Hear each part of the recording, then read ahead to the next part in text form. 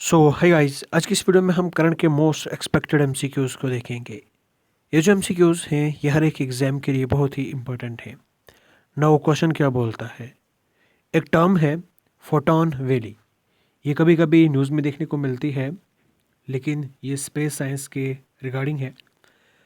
तो इसका मतलब क्या है? Option A, region in moon's southern pole, जहाँ पे हाई सोलर पोटेंशियल है।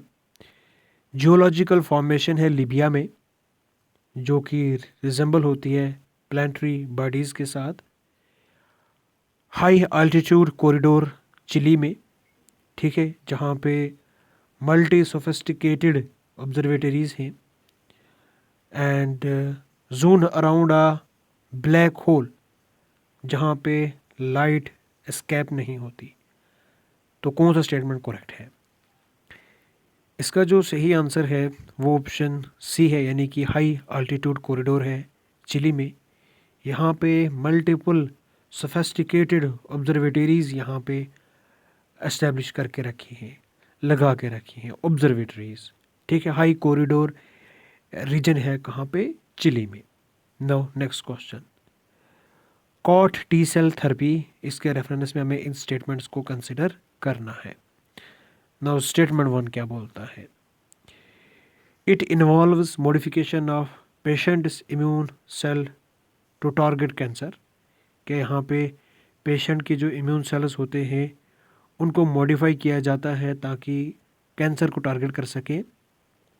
It is equally effective in both blood cancer and solid tumours. क्या ये इफ़ेक्टिव है ब्लड कैंसर और सॉलिड ट्यूमर्स दोनों में? ठीक है, antigen heterogeneity is a challenge in treating solid tumours.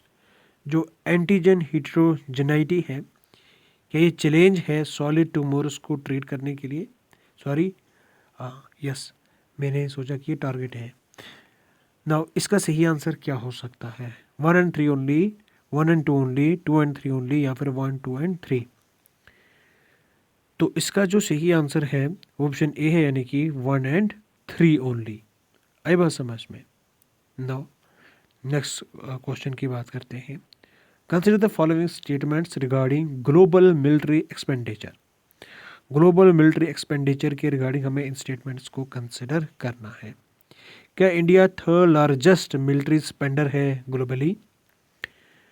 And global military expenditure accounts 2.5% of world GDP, यानी कि 2.5% जो वर्ल्ड जीडीपी का है, क्या ये ग्लोबल मिलिट्री एक्सपेंडिचर में जाता है? Pakistan spends a high share of GDP on defence than India. तो कौन स्टेटमेंट करेक्ट है? इसका सही आंसर जो है वो ऑप्शन बी है, यानी कि 2 and 3 ओनली। आई बात समझ में? इंडिया जो है ये थर्ड लार्जेस्ट स्पेंडर नहीं है ना। अगर हम बात करें तो 2.5% वर्ल्ड का जो जीडीपी है वो कहाँ जाता है? मिलिट्री एक्सपेंडिचर्स को लेकर। पाकिस्तान जो है वो अपनी जीडीपी का, जो उसकी जीडीपी है उसका शेयर, उस हिसाब से अगर देखें तो फिर पाकिस्तान ज़्यादा स्पेंड करता है, लेकिन अमाउंट जो है वो कम है। टोटल अमाउंट जो है वो इंडिया से कम है। जीडीपी के परसेंटेज के हिसाब से देखिए तो उस हिसाब से पाकिस्तान ज़्यादा जो है वो एक्सपेंडिचर करता है। ठीक, India third largest military expander नहीं है। इंडिया का नंबर क्या है ज़रा कमेंट सेक्शन में बोलो। ये द हिंदू न्यूज़पेपर में ये न्यूज़ छपी हुई थी। नाउ नेक्स्ट क्वेश्चन की बात करते हैं। ओपेक के रिगार्डिंग हमें इन स्टेटमेंट्स को कंसिडर करना है। क्या ओपेक को एस्टेब्लिश किया गया था वीना में इन 1916? ओपेक कंट्रीज़ जो है, क्या ये 70% वर्ल्ड का प्रूवन ऑयल रिजर्व्स को यहाँ पे होल्ड करती हैं? OPEC plus non OPEC countries like Russia, ठीक है। ओपेक प्लस में यहाँ पे non OPEC countries like Russia ये इंक्लूड हैं। एक तो हमारे पास ओपेक है, ठीक है, ये बात याद रखना। फिर हमारे पास है ओपेक प्लस, ये अलग अलग है, ठीक। तो कौन से स्टेटमेंट करेक्ट है? इसका जो सही आंसर है वो ऑप्शन ए है, यानी कि 2 और 3 ओनली। आई बात समझ में? 2 और 3 इसका सही आंसर है। नाउ नेक्स्ट क्वेश्चन की बात करते हैं। पोम्पाई रिसेंटली ये न्यूज़ में देखने को मिली, तो ये एसोसिएटेड है किस चीज़ के साथ? क्या ये एंशंट इजिप्शियन सिविलाइजेशन है, volcanic eruption of Mount Vesuvius, Greek city state wars, या फिर रोमन नेवल बैटल्स? तो इसका जो सही आंसर है वो ऑप्शन बी है, यानी कि volcanic eruption of Mount Vesuvius. Now next question. With reference to the section 12C, 12(1)(c) of the RTE Act, consider the following statements. जो section 12 clause 1 sub clause C है, इसके reference में हमें इन statements को कंसिडर करना है। क्या यहाँ पे 25% सीट्स जो है वो रिजर्व है प्राइवेट स्कूल्स में फॉर डिसएडवांटेज्ड ग्रुप्स? क्या इसका मकसद है प्रमोट करना social integration through common schooling space? क्या इसका मकसद है रिड्यूस करना responsibility of state to provide public education? तो कौन सा स्टेटमेंट करेक्ट है? 1 और 2 ओनली, 2 और 3 ओनली, 1 और 3 ओनली, 1, 2 और 3? तो इसका जो सही आंसर है वो अगर हम बात करें तो वो ऑप्शन ए है, यानी कि 1 और 2 ओनली। ठीक है, आई बात समझ में? स्टेट की रिस्पॉन्सिबिलिटी को रिड्यूस नहीं करना है, ये इसका मकसद नहीं है। तो क्या स्टेट पब्लिक को एजुकेशन नहीं प्रोवाइड करेगा? ये स्टेट की रिस्पॉन्सिबिलिटी है to provide education to public. ठीक है, इसमें कोई रिस्पॉन्सिबिलिटी रिड्यूस नहीं होती। नाउ नेक्स्ट क्वेश्चन क्या बोलता है? With reference to the India Kazakhstan uranium deal, consider the following statements. India Kazakhstan uranium deal के रेफरेंस में हमें स्टेटमेंट्स को कंसिडर करना है। ये जो एग्रीमेंट है इसमें क्या होगा? सप्लाई करेगा Kazakhstan enriched uranium fuel rods directly for nuclear reactors. आई बात समझ में? Enriched uranium. ना, uranium will be supplied in the form of natural uranium concentrate. क्या नेचुरल यूरेनियम के फॉर्म में कजाकिस्तान सप्लाई करेगा? No. The deal contributes to reduce India's dependence on fossil fuel based energy sources. ठीक है। No, ये जो agreement है ये India's department of atomic energy के थ्रू हुआ। तो कौन सा स्टेटमेंट करेक्ट है? 1 और 2 ओनली, 2 और 3 और 4 ओनली, 1, 3 और 4, 1, 2 और 3 और 4? तो इसका सही आंसर क्या हो सकता है? इसका सही आंसर जो है वो ऑप्शन बी है, यानी कि 2, 3 और 4। यहाँ पे एनरिच्ड यूरेनियम जो है वो सप्लाई नहीं होगा, यहाँ पे नेचुरल यूरेनियम जो है वो सप्लाई करेगा कजाकिस्तान। ठीक, आई बात समझ में? ना, ये जो डील है ये कंट्रीब्यूट करेगी इंडिया के लिए। यहाँ पे हम जो अपनी डिपेंडेंस है fossil fuel based energy sources पे उसको कम करेंगे। ठीक है, आई बात समझ में? नो, ये जो एग्रीमेंट है ये किसने किया है? ये एग्जीक्यूट किया है through India's department of atomic energy. Okay, now next question की ओर बढ़ते हैं। व्हीकल टू व्हीकल जो टेक्नोलॉजी है इसका मकसद क्या है? फ्यूल एफिशिएंसी को इंक्रीज़ करना व्हीकल्स में, कम्युनिकेशन बिटवीन व्हीकल्स, रिप्लेस करना ह्यूमन ड्राइवर्स को विद ऑटोमेशन, या फिर रिड्यूस करना टूल कलेक्शन कॉस्ट्स को? तो इसका सही आंसर जो है वो ऑप्शन बी है, यानी कि communication between vehicles. No, next बात करते हैं। नेक्स्ट क्वेश्चन क्या बोलता है? India Sri Lanka DIVEX is related to. तो क्या ये air combat training between India and Sri Lanka है? क्या ये cyber security cooperation between two countries, या फिर जॉइंट मिलिट्री लैंड एक्सरसाइज है, या फिर joint naval diving and under water operations exercise है।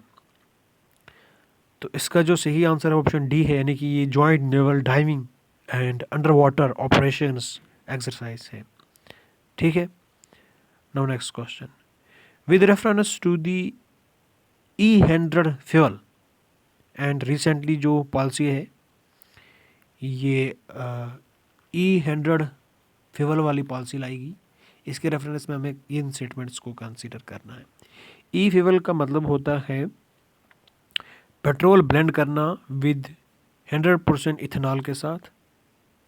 आई बात समझ में? व्हीकल जिसमें हम E100 यूज़ करेंगे, तो यहाँ पे ज़रूरत है, it is require homologation before using before being used on public roads. ठीक है। The proposal to approve E100 fuel involves amendment to the central motor vehicle rules। तो कौन कौन सा स्टेटमेंट करेक्ट है? 2 and 3 only, 1 2 only, 1 and 3 only, 1 2 and 3।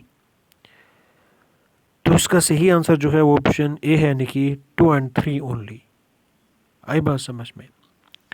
यहाँ पे बात हो रही है 100% इथेनॉल के यूज़ को लेकर। ठीक है। अगर हम E100 बोलेंगे, ठीक है, 100% इथेनॉल पेट्रोल में ब्लेंड करेंगे, तो फिर 100% इथेनॉल का रेशियो अगर हम 100% पेट्रोल, वो तो फिर वही हुआ ना, वो तो फिर प्योर हुआ ना, प्योर, ये तो प्योर है। 100% मीन्स प्योर। आई बात समझ में? अगर यहाँ पे परसेंटेज में और कुछ होता, अगर परसेंटेज में 90-10 होता, ठीक है, फिर हम बता सकते। 50-50 होता तब भी बता सकते। 95-5 होता तभी बता सकते। लेकिन जब 100% है तो इसका मतलब है हमें प्योर इथेनॉल यूज़ करना है। Now next question, with reference to the green methanol production in India consider the following statements. Green methanol production के रेफरेंस में हमें इन स्टेटमेंट्स को कंसिडर करना है। Green methanol is produced from fossil fuel like coal and natural gas. Prosopis juliflora, ठीक है, ये एक इन्वेसिव स्पीशीज़ है, इसको इंट्रोड्यूस किया है इंडिया में फॉर इकोलॉजिकल रेस्टोरेशन पर्पस, लेकिन फिर इसने अपनी जड़ें जमा ली। ठीक है। Green methanol can significantly reduce greenhouse gas emission compare to conventional fuels. तो कौन कौन से स्टेटमेंट करेक्ट हैं? 2 and 3 ओनली, 1 and 2 ओनली, 1 2 3, या फिर 1 2 and 3। तो इसका जो सही आंसर है ऑप्शन ए है, यानी कि 2 and 3 ओनली। ठीक है। जो ग्रीन मिथेनॉल है इसको हम फॉसिल फ्यूल्स से प्रोड्यूस नहीं करते। यहाँ पे हमारे पास प्रोसोपिस जूलीफ्लोरा जो है, एक इन्वेसिव स्पीशीज़ है, इसको इंट्रोड्यूस किया गया था इंडिया में इकोलॉजिकल रेस्टोरेशन के लिए, ग्रीनरी के लिए। ठीक है। तो इसी से हम इथेनॉल प्रोड्यूस करते हैं, और इथेनॉल जो है ये ग्रीन हाउस गैस इमिशन को कम करेगा, ये कम रिलीज़ करता है ग्रीन हाउस गैस उसको। ठीक है। और ग्रीन हाउस गैस जो है वो कम होगा अगर हम इथेनॉल को प्रोड्यूस करेंगे, ग्रीन इथेनॉल को, सॉरी इथेनॉल नहीं, methanol. Now consider the following statements about the tapirs. ठीक है। Tapirs are found in Africa, South America and South Asia. All species of tapirus are classified as endangered by IUCN. Now, tapirus play an important role, ecological role as seed disperse। तो इसका सही answer क्या हो सकता है? Option A 1 and 2 only, 2 and 3 only, 3 only, 1 2 and 3। इसका सही answer जो है वो ऑप्शन सी है, यानी कि 3 ओनली। ठीक है। ये इम्पॉर्टेंट इकोलॉजिकल रोल प्ले करते हैं किसमें? सीड डिस्पर्सल में। ठीक है। सीड को एक जगह से दूसरी जगह फैलाने में। ठीक है। आई बात समझ में? नाउ नेक्स्ट क्वेश्चन क्या बोलता है, with reference to the India's recent power crisis consider the following statements. Recently यहाँ पे पावर क्राइसिस देखने को मिली इंडिया में, तो इसके रिगार्डिंग हमें स्टेटमेंट्स को कंसिडर करना है। इंडिया की जो पीक इलेक्ट्रिसिटी डिमांड थी in April 2026 was fully meet both during night and day. जो डक करू होता है, इसका मतलब होता है to excess night time electricity generation due to the thermal power plants, lack of grid scale energy storage is a major factor behind night time power shortage. तो कौन कौन सा स्टेटमेंट करेक्ट है? 1 and 2 only, 2 and 3 only, 3 only, या फिर 1, 2 and 3? इसका सही answer जो है वो ऑप्शन सी है, यानी कि 3 ओनली। ठीक है, यहाँ पे ग्रिड्स नहीं है, इस वजह से हम इलेक्ट्रिसिटी को स्टोर नहीं कर पाते। ठीक है, और फिर नाइट टाइम जो है पावर का शॉर्टेज हो जाता है।